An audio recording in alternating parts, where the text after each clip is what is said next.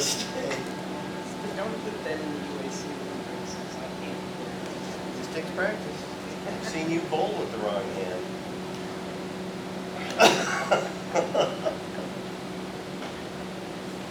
So, worthiness for me is part of this much larger misperception about the nature of God and the nature of humanity. Because, and let me start with the nature of God. We have this two-sided, erroneous belief about the nature of God.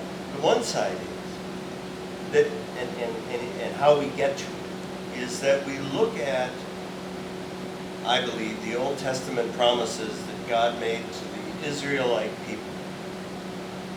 And the key word there is people, plural. This nation that God would protect, shepherd, save from ultimate danger. What wasn't said is that there wouldn't be setbacks along the way, that everything was going to always work out no matter what they tried, and that, or that, nor that, each and every person within the nation of Israel was never going to have a struggle. That wasn't said. What was said was, in the end, it's going to be all right. So from that, we somehow got to this place where if I'm a good person, or a good religious person, nothing bad should ever happen. It should be smooth sailing. There shouldn't be any adversity. Everything in my life should turn out fine. And if it doesn't, there's something wrong with me. Now, if we didn't believe that everything was supposed to turn out fine all the time, and there weren't supposed to be any setbacks, when we encountered a setback, or something didn't turn out the way we thought it should, we wouldn't jump to, there must be something wrong with me. We might go to, oh, that's the way life works. And I think in that sort of process is our big struggle with worthiness. Because our big struggle with worthiness comes out of looking at life like the Pharisees did, and not like Jesus did. Which would be okay if you were an observant Jew. But as somebody who purports to at least nominally follow the teachings of Jesus, you cannot be consistent and say, oh, I'm not going to eat with those people. They're a little shady. Or, yeah, I'm not going to. Uncharacteristically, I decided not to go somewhere. We would see that maybe some people were, for whatever reason, not the kind of people we wanted to have over for a dinner party. And that was okay, but it didn't mean they were defective. It just meant that we have different tastes and choices. But I believe the biggest problem we face in the West is overcoming these ideas and beliefs that say we're defective, that say there's something inherently wrong with me. And it only got worse when Augustine tried to make an excuse for the fact that his pants kept falling down every time he was around a woman, or his robe flew up, as the case may be, or both. He might have had yoga pants on under his robe. You can't, especially with our current understanding of genetics, there's absolutely no reason to believe that we're somehow inherently flawed. It's almost as if theology tries to say, God made everything that is. God is all-knowing, all-wise, all-seeing, and all-powerful. But when it came to making human beings, he made some broken stuff and didn't realize it. It slipped through the quality control department of God. And now, the only thing God can do about it is if we postulate an all-knowing, all-powerful, all-seeing God, and God, found some seconds in the production of humanity, some slight imperfects, theoretically, couldn't God have just waved the hand and fixed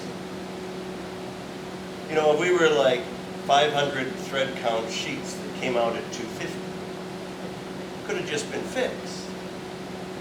But the fact that it wasn't, if we're going to be consistent and carry it out, leads to two possibilities. Either God doesn't have good quality control, or however we are is how we're supposed to be. Maybe we are seconds. Maybe armadillos were the firsts. We're all supposed to be armadillos, and now we're human beings. But the fact that we are shouldn't lead us to jump to conclusions that we're not okay. And so you see people who, for example, have a miscarriage. And they get angry with God, which is okay. They don't know who else to be angry with. But then they internalize it and say, well, it must be a sign that I've done something wrong. No. Brene Brown, who's quoted on the front of the bulletin, there are no prerequisites for worthiness, is a sociologist at, I think, the University of Houston. We did a TED Talk about 5 years ago that went viral. And it led, she's a researcher, not a social worker in the therapeutic sense. And it led her to start looking at worthiness and people's beliefs around their own worthiness. And what she found, not surprisingly, was that there's a huge deficit.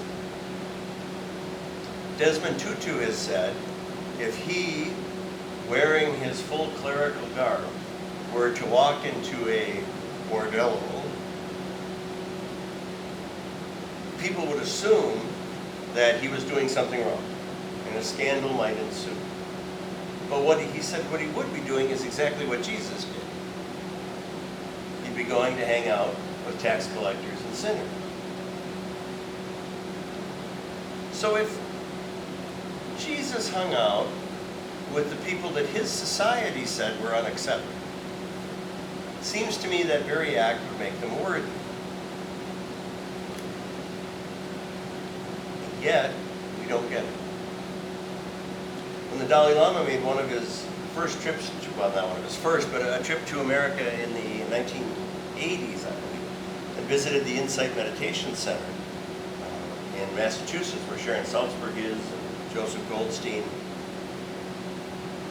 And there was a conversation, I may have to bet you wrong on that, but there was a conversation and somebody talked about low self-esteem, and he didn't know what that was.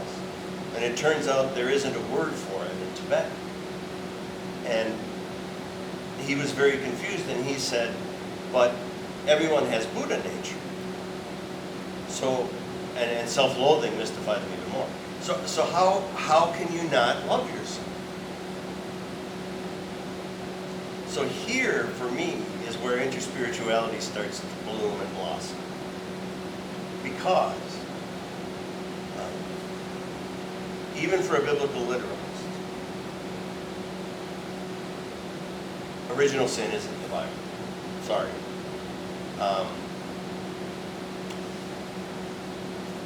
Fall is. But the fall is. But the thing about falling is that you skin your knees and they eventually heal. Except for that lady we saw last night. And the fall is metaphor. But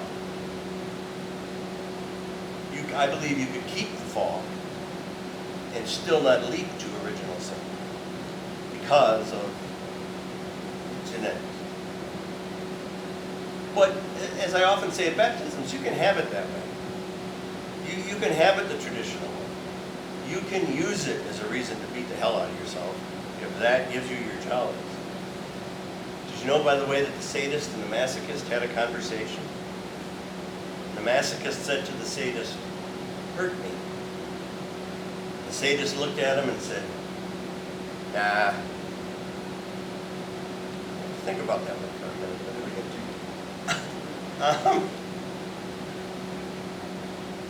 Buddha nature says that underneath whatever crud life may have spattered on us, we are all Buddhas. I'd like to say that the incarnation in Christianity says that it repeats actually what happened at the creation when God looked at everything that is and said, it's good.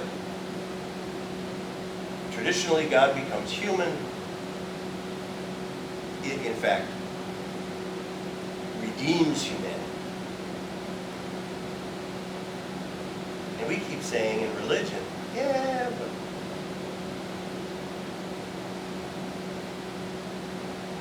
because I can't keep you coming back to my traditional church if I tell you you're all right. Because especially prior to, say, 1950, I could keep you coming back by convincing you that you needed to be there. And you wouldn't probably have scientific knowledge and quite probably the ability to read, to look at what both the tradition and the world was telling you about yourself. And so we wonder why the church keeps screaming in all its forms, on some level, you're not worthy, you need to come here so you're going to be okay. And people now who are largely reading the West are walking away because they see through the nonsense. Except when it comes to, a lot of times, their own worthiness. But what if we said Buddhists can have their Buddha nature? If you're not interspiritual and you're Christian, the incarnation means you have your God nature. And all we're trying to do is get back to that essential, basic goodness. Then when something bad happens, it doesn't mean I'm being punished, it just means that bad stuff happens. Then if I don't get the promotion, it's not because I took the Lord's name in vain last Thursday, but it's just because sometimes you don't get the promotion. Then instead of trying to be perfect, which is an impossible goal, we could instead try to live fully. It would turn the perspective all the way around. Everybody's worthy. Everybody's okay, even if they're not my cup of tea. Nobody is doomed. There's nothing that's irreversible. If Christianity is going to survive, I believe it's going to have to make that kind of a shift.